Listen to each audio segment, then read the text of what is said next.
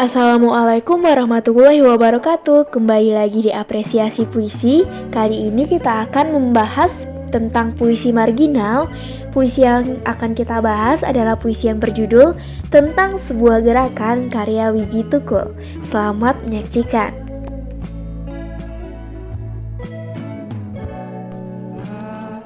Tentang Sebuah Gerakan karya Wiji Tukul.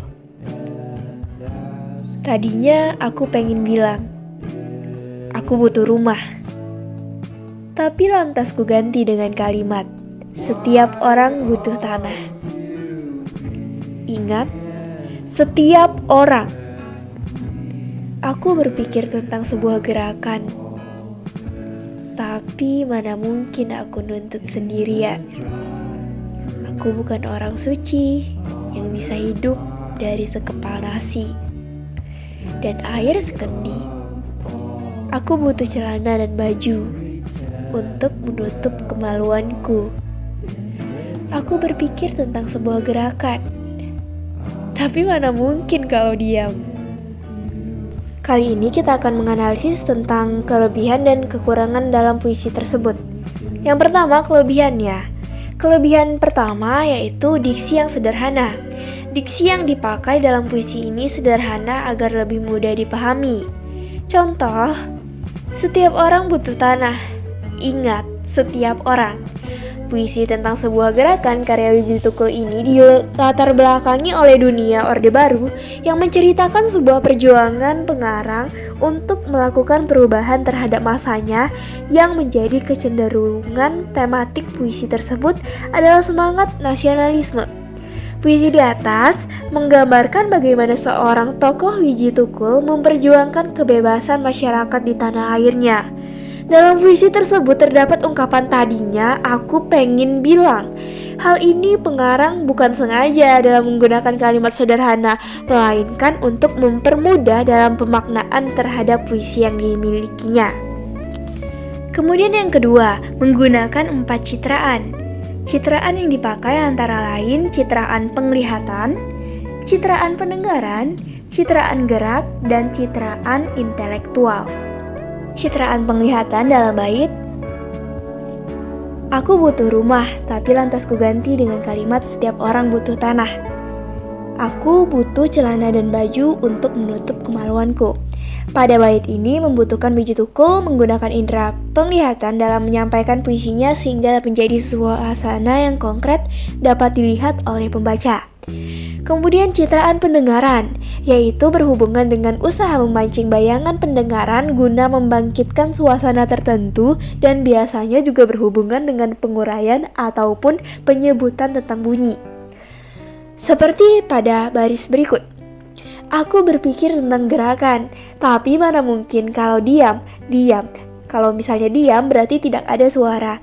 Butuh citraan pendengaran untuk memahaminya. Dan yang ketiga, citraan gerak, yaitu gambaran tentang sesuatu yang seolah-olah dapat bergerak. Dalam bait, aku berpikir tentang sebuah gerakan, tapi mana mungkin aku nuntut sendirian. Kita akan membayangkan bahwa Wiji Tukul akan menuntut sendirian dengan gerakannya. Nah, kemudian yang terakhir, citraan intelektual, yaitu citraan yang dihasilkan oleh asosiasi-asosiasi intelektual atau pemikiran. Pada keseluruhan puisi ini menggambarkan pemikiran Wiji Tukul yang menginginkan sebuah perubahan di mana masyarakat yang kurang diperhatikan agar dapat diperhatikan. Dalam hal ini pengarang menggunakan citraan intelektual yang mana nantinya pemikiran ini digunakan untuk memberikan perubahan pada masanya. Kemudian yang ketiga, pemilihan bunyi.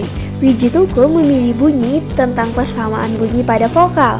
Hal ini merupakan pengulangan bunyi vokal yang sama pada kata atau perkataan yang berurutan dalam baris-baris puisi. Pada bait pertama larik kedua, aku butuh rumah.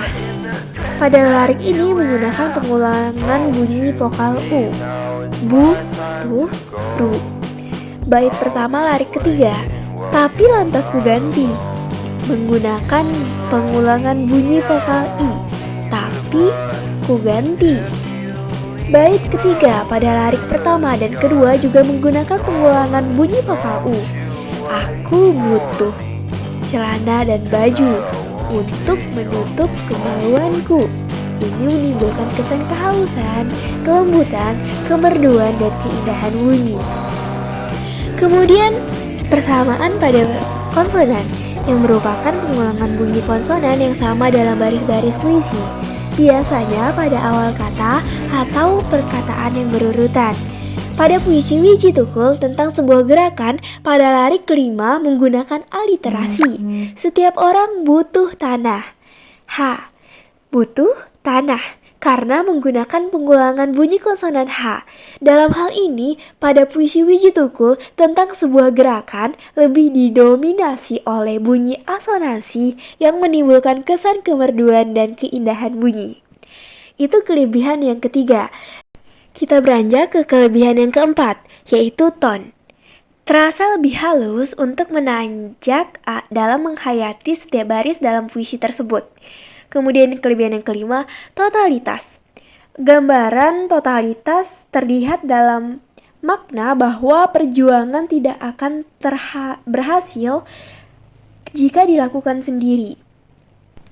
Kemudian bahasa kiasan. Dalam puisi ini terdapat dua bahasa kiasan, yaitu majas repetisi dan simile. Dalam majas repetisi yaitu pengulangan bunyi, suku kata-kata atau bagian kalimat yang dianggap penting. Nah, dalam puisi ini terdapat dalam bait, aku berpikir tentang sebuah gerakan, tapi mana mungkin aku nuntut sendirian. Aku berpikir tentang sebuah gerakan, tapi mana mungkin kalau diam. Itu adalah pengulangan dalam puisi ini. Nah, kemudian simile atau persamaan, yaitu perbandingan yang bersifat eksplisit, yaitu langsung menyatakan sesuatu sama dengan hal lain. Dalam bait, aku butuh rumah, tapi lantas ku ganti dengan kalimat setiap orang butuh tanah. Ingat, setiap orang. Pengarang memaparkan mengenai kebutuhan, yaitu tentang rumah dan tanah. Dalam hal ini, pengarang melukiskan kebutuhan yang dibutuhkan oleh masyarakat pada masa itu, sehingga pengarang menampilkan majas simile untuk membandingkan sesuatu yang dianggapnya penting. Kemudian kita beralih ke kelemahan puisi.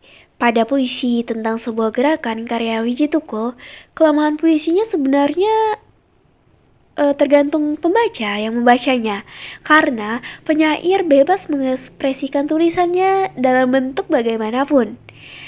Kelemahan puisi ini bagi saya yang pertama konsonan akhir, karena konsonan akhir katanya menghalangi kelancaran pengucapan. Nah, seperti pada bait, tadinya aku pengen bilang, aku butuh rumah. Dan juga setiap orang butuh tanah. Ingat, setiap orang. Itu bagi saya itu menghalangi pengucapan. Bait kedua bunyi konsonan eng, n, dan bait ketiga nm. Wiji Tukul menggunakan bunyi kakafoni karena dalam puisi itu melambangkan ketertekanan batin.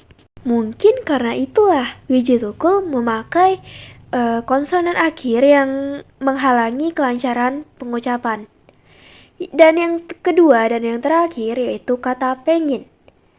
Kata pengin yang sebenarnya digunakan untuk lebih menyederhanakan kata sehingga tidak terkesan padat. Tapi bagi saya kata pengin ini agak susah diucapkan. Pengin atau pingin lebih mudah diucapkan. Kita masuk ke yang terakhir, amanat puisi tentang sebuah gerakan. Amanatnya, pada puisi ini pengarang lebih menunjukkan pemikirannya agar rakyat tidak hanya diam tetapi juga ikut membantu mendapatkan kebebasan yang belum didapatkan. Wiji Tukul ingin menggambarkan hubungan kedekatan antara aku dengan masyarakat yang lain yang bertujuan untuk dapat memberikan stimulus perubahan bersama dengan masyarakat yang lain. Wiji Tukul. Nah, itulah pembahasan hari ini tentang kelebihan dan kelemahan puisi tentang sebuah gerakan karya Wiji Tukul. Sampai jumpa di konten selanjutnya. Terima kasih.